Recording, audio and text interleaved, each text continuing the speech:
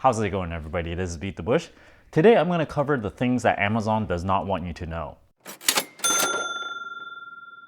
Now, these things I'm going to talk about today, it's sort of sensitive. You could consider this kind of like in the gray area. You may want to choose to participate in it or not at all. Know that all these things that I cover, just because you know it does not mean that you should. So this really depends on your own personal moral compass. Now you might wonder, why am I sharing these tips now? It's because I hardly ever use Amazon anymore. And if these secrets go out, maybe if this video goes viral and everybody finds out about it, it doesn't really matter all that much to me because I have a lot of Amazon credits that I actually have a hard time spending. In fact, if Amazon sees this video and they happen to plug up all these holes that I talk about, then I would be all that much happier because, hey, then no one would have this issue of choosing to do this or not. This would be then designed into the platform itself so that there will be no questions about, if you can do certain little tricks like this. But given any company, there's always some little loophole or some sort of gray area where you can play a little bit of tricks here and there. Now, the first thing I want to cover is what I just talked about in my previous video where you pay no sales tax.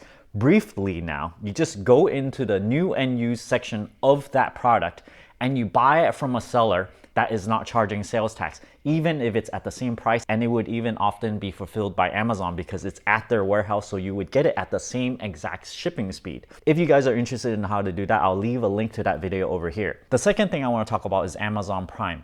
Did you guys know you can actually share your Amazon Prime membership with people in the same household? But what they don't tell you is that you can actually share your Prime membership with people not in the same household. Now, I am surprised that they do not do an automatic check on this address because I personally right now am sharing it with 4 other people. I am not the primary account holder, but I only pay about quarter of the price. Right now it's $120. So every year I just pay the primary account holder $30. You essentially split it this way. Of course, if you're on an auxiliary account like this, you do not get Amazon Prime Video and all those other tiny little perks, but you still get the 2-day shipping for free. Now, I talk about sharing it with 4 different people. This is essentially a grandfathered thing in, which means if you had it before, yes, you can keep the sharing with 4 different people.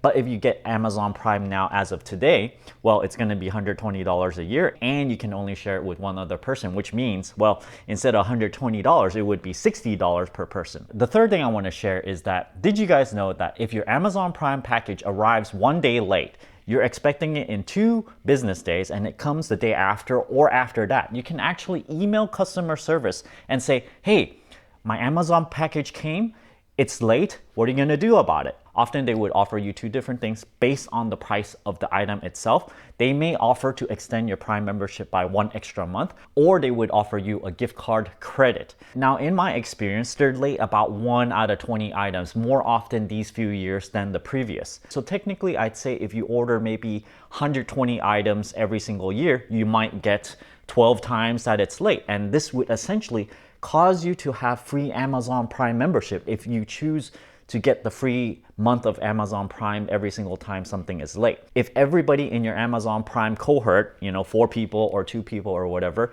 they always monitor this and then they always report it to customer service and get a gift card or extend the Prime membership, you may be able to get your Prime membership for free, indefinitely. Now, how do you actually track all of this? Because sometimes you order something and then you kind of forget about it.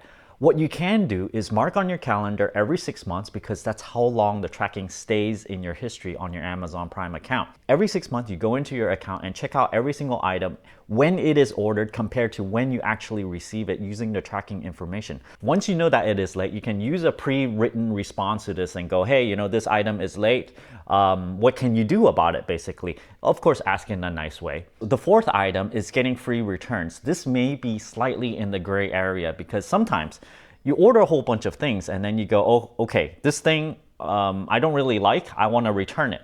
So when you initialize the return process, they're often going to ask you a series of questions of why you're returning it. The way to return it for free is to say that the description is wrong. Of course, it needs to be factual. You have to find that there is something wrong with the description in order to initiate this process. This is in comparison to saying that you found the price lower or you don't want the product anymore, because if you say those things, you are in the fault of returning the item. That's why you have to pay the shipping back. It needs to be, in some way, form, or shape, the fault of Amazon. In this case, it's the wrong description. Generally what I find is many times the description is slightly wrong. Of course, there are some times where the description, there's nothing to nitpick about, and it's really hard to initiate the return that way to, be completely truthful. So let me tell you guys a little story, because one time I did buy, I don't know, 4 or 5 items, just in one big batch. And then I find out that, oh my gosh, I made a mistake. I didn't really want all these items after all. I went through this phase where, I don't want any of it. I made a mistake. So then I returned all of it, not all at once, of course. This is over the span of maybe like a couple months. And then customer service, Amazon, they just kind of noticed. I think they have some marker somewhere noticing that if you return a lot of things, you buy 10 things and you return 9 things, then, something is obviously wrong, and then they're gonna lose money on this. So generally, me as an Amazon customer, yes, I return some things and they allow me to do it. But overall, if you look at the net effect, I'm actually buying more things than I actually return. So in a way, this is still good for Amazon because I am their customer and they are still making a profit off of me because, in net, there are things going into my household where I'm actually buying stuff. The fifth thing I want to talk about is just selling on Amazon altogether. This is just a comment really, because I used to sell on Amazon. I used to sell a lot more used goods on there. And what I noticed over the past 2-3 years or so, they have been clamping down on people that are allowed to sell a used product of a certain kind. They always keep on going, okay, this category, you have to be, specially admitted into it in order to sell. So what ends up happening is the smaller sellers like myself that wants to sell the used goods, well, you basically cannot anymore. So eBay tends to be a better platform for selling used goods. If you have new goods to sell, that does not guarantee that you can still sell it on Amazon, because whoever owns the rights to that particular product, they have a say on who can get listed in the same listing, of course. So I would say Amazon has become sort of caustic for smaller sellers. If you're a big seller, if you're sourcing your own products, this is great. But if you're a smaller seller or looking to sell used goods, this is a very terrible idea. Another little story I want to talk about, which, does not work right now anymore, but when they first started the Amazon Prime thing, it was very interesting because you get free shipping on any item on Amazon whatsoever. So you can actually find things that are super duper low cost and they still have to ship it to you. For example, I don't know, like a metal part or something, and it might cost 25 cents or something, and you pay for the 25 cents and they would ship a box to you with that very particular part in it. In reality, if you're reselling some stuff, these boxes might actually be worth more than the product itself that you're paying, because if you just buy one box, okay, one cardboard box somewhere, it might cost you $1 or something if you're not buying it at quantity. But this is a way actually to obtain more boxes back then. I didn't really do it all that much, but it was a very interesting sort of loophole. I just bought it just as an experiment to see what would happen. And they did send this item that I paid $0.25 for. So this was in itself sort of very interesting. This next item I would consider fraud and I would highly not recommend it, but I thought I'd throw this in because I saw it in the news somewhere and it's interesting. I do not recommend this, but these people ordered a whole bunch of stuff from Amazon time after time. And when it comes in the mail, they basically take it and keep it and then say, hey, it never arrived in the mail. Basically, they are lying. This is considered fraud. Don't do this because you can actually go to jail for this. This is essentially stealing from the company. First of all, when you get something shipped to you, you have a tracking number. So they will know that they delivered it to your front door.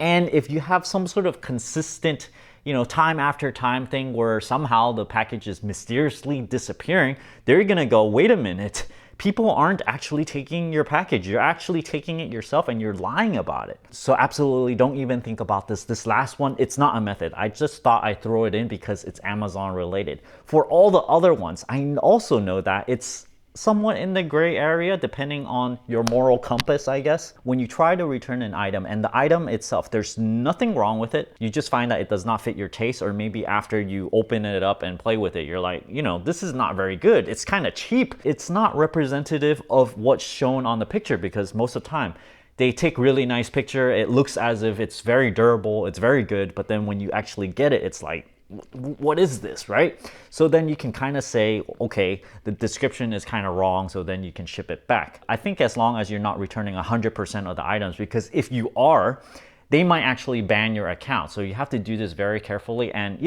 do it within reason and not absolutely abuse the return system. Return it only when you absolutely must and only buy it when you think you have a fair chance of keeping it. Thanks for watching this video. I hope you guys enjoyed this tips and tricks. And if you have an itch to go on Amazon and buy stuff, check out my affiliate link down in the video description below. Just click it and then, go shopping and buy whatever. Doing so will help my channel greatly. Don't forget to give me a like on this video, push that subscribe button, and ring that bell icon. Thanks for watching.